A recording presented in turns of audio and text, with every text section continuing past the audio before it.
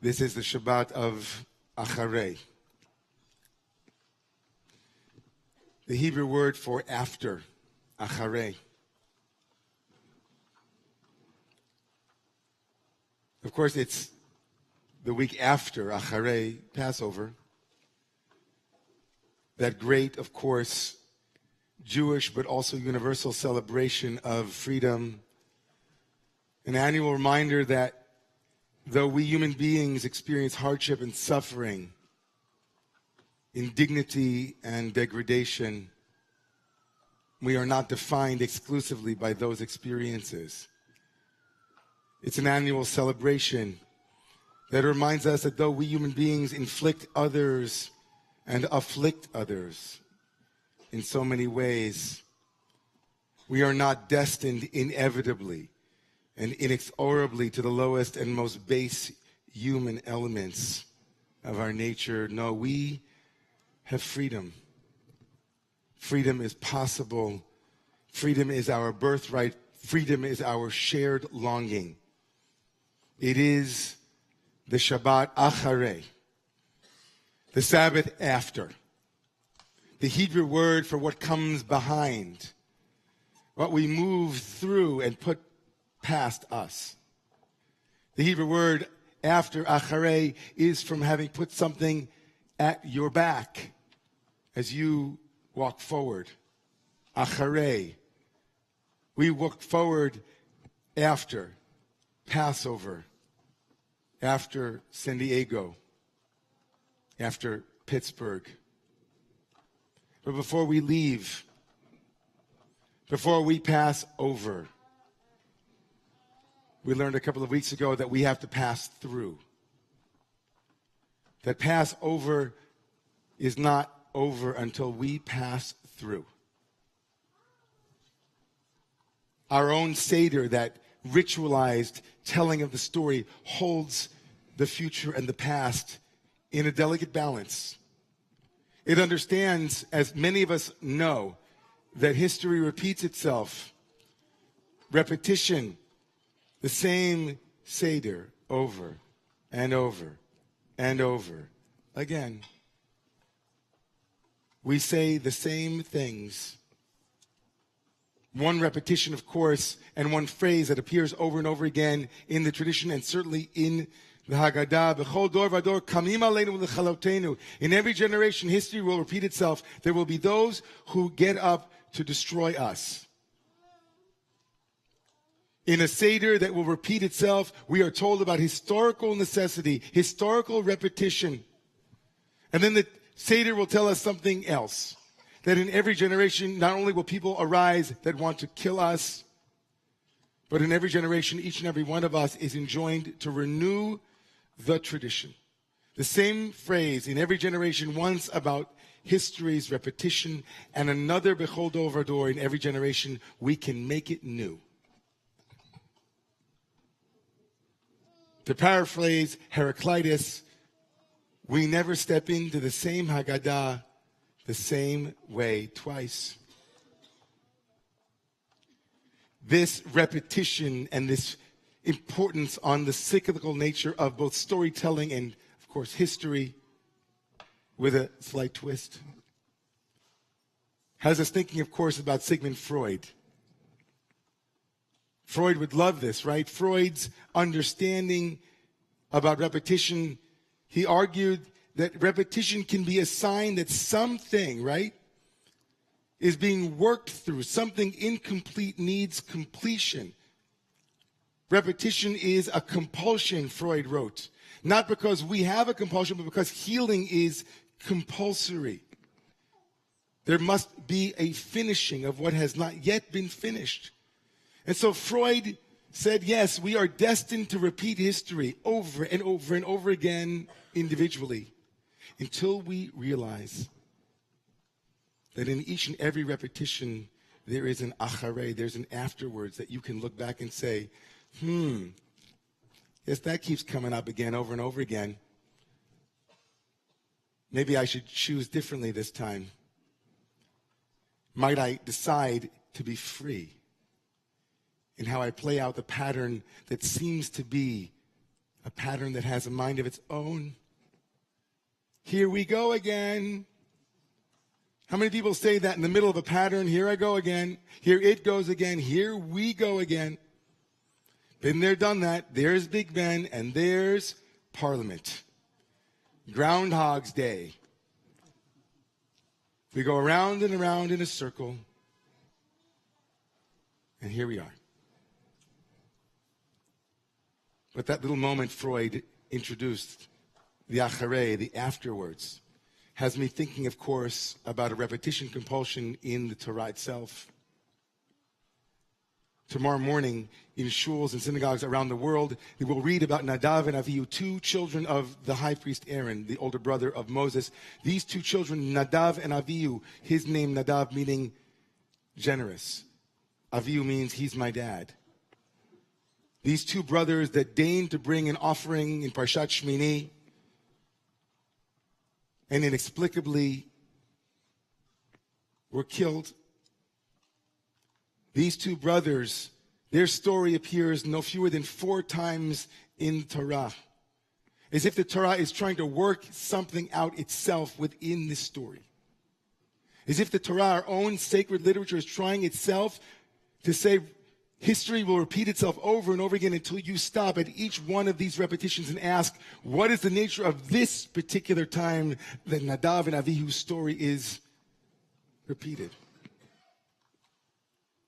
So tomorrow morning, the repetition of the story of Nadav and Avihu, the name of the parsha, of course, is Acharei, Mot, after death.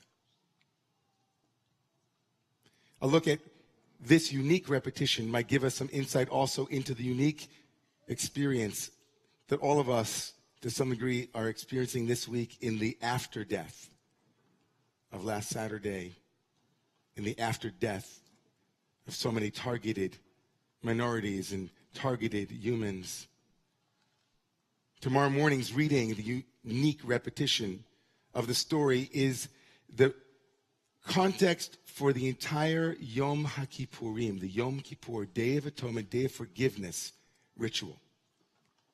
As the Torah tomorrow morning, in the beginning of Leviticus, Acharei Mot, Leviticus 14, will tell us, after the death of Nadav and Avihu, and God came to Aaron and gave Aaron the ritual for the purification and the atonement of the entirety of the Jewish people. On this, the Jerusalem Talmud will tell us something remarkable and troubling.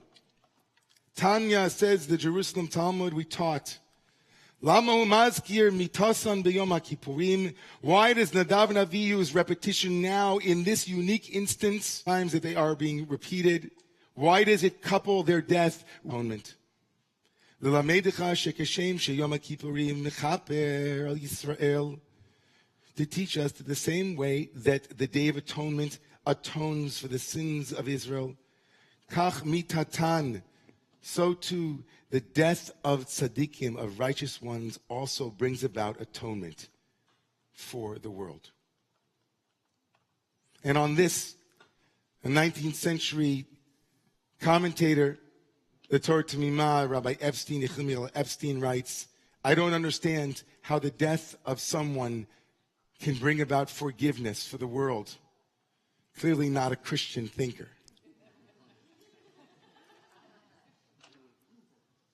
He says, no, it's not that their death itself brings about a kapara, an atonement, but rather, Kevan shera'a kadosh baruch hu kshegimalu lo chesed. When God sees all of the work that is done by all of those afterwards, in the aftermath, in the achareyness, who cry and who mourn and who hold. In that moment, says this Rabbi Epstein, the meaning of the Midrash is, then God says, I will atone because of the love and the kindness that is in the aftermath that raises up and honors the memory of those who died. The kavod zeh hu kavod Hashem, because the honoring of the life of the ones who were killed is itself the honoring of the divine. How would we, in the Acharei week honor the memory of Lori Gilbert Kay? How would we, in this after week, how would we as Jews, as humans, how would we bring about atonement for the world through our recognition that acharei, when it is after, it isn't behind us. It isn't behind us. It isn't we've moved on. We can't move on until we have moved it in. We can't move on until we have moved it in to our hearts. What would it look like for each and every one of us to say, it is not acharei. It's not behind. It's right now. It's right here. It's right here. It's right here. What would it look like to honor that this repetition, compulsion, this going around and around and around and again in a circle is begging from us a moment to step outside of this story and to say, how might we change this story? Well, here's the first thing you can think about. If you are someone who thinks that anti-Semitism is only something that happened, I don't know, to your grandparents or your great-grandparents, or something that happens in Russia or in the Ukraine or wherever, upgrade that software. That's not true. If you're someone who thinks that Jewish survival can happen without a recognition that you need to be Jewish and do Jewish, need to upgrade that software. If you're someone who thinks that the only way to respond to what's happening in the country is to get involved politically, and that coming to shul or doing mitzvot or engaging your Jewish identity firmly is not itself an act of radical defiance, that needs to change. In the aftermath of the last year, we all have to take our Judaism seriously. Take our Judaism seriously. Another upgrade. If we think that anti-Semitism is not connected to racism and white supremacy and to ideologies of hate, if we think that it's only about the Jews and not about what is happening in the rhetoric of our country around Mexicans and people of color and every other, we need to fight as strongly for the rest of this country as we do for our brothers and sisters. That's clear. We need to cut the circle of inevitability. Because acharei, afterwards, is not only what is behind us, but how we turn to face it so that we might move not beyond, but towards a new future. So tonight I ask you, when you leave the synagogue and you are on your way, and irrespective of whether or not you like this dvar, you hated this dvar, I was completely off base, I was right on target, I really spoke to you, I didn't speak to you at all. You're so happy you came tonight, you wished you had never set foot in here. I ask you one favor. In the middle of the joy of the Shabbat meal, in the middle of asking your friend to pass you this, or wherever you're going tonight, stop for a moment and answer a couple of questions. And if you remember one of them, great, maybe two, but somebody remember a question. What are the circles of inevitability? What are those cycles, those patterns that keep happening over and over again that you say, here we go again, and you can say, here we won't go again. Here we go again, here we go again. How are you going to stand in the breach right as the energy is there? And we said in Rosh Hashanah, stay in the room. Here we go again, and you say, here we don't go again. So bring it up. And be courageous enough to talk about your own cycles, but then bring it a little bit more into the public sphere. Couldn't believe what I read this afternoon when a friend was involved in the work in this city to bring about Vision Zero, to bring about streets that are safe. Talk about blind spots and not seeing what's behind you. There are more deaths this year in New York City from accidents to pedestrians and to bikes than there were in the entirety of 2018 already until May. And there's going to be a big a public protest down at City Hall on May 7th. There are all kinds of cycles that we could talk about that need to be lifted up and seen so that we don't say, here we go again, with resignation. But with firm, courageous spirit, we put it in the ground and say, here we don't go again. Acharei mot, in the aftermath, in the putting behind, we have work to do, things to lift, memories to honor, and causes to march for. We're going to do a little fight in our spirit, a little conviction in our speech, because these things won't happen without someone, and hopefully all of us, saying together, here we don't go again. Please rise.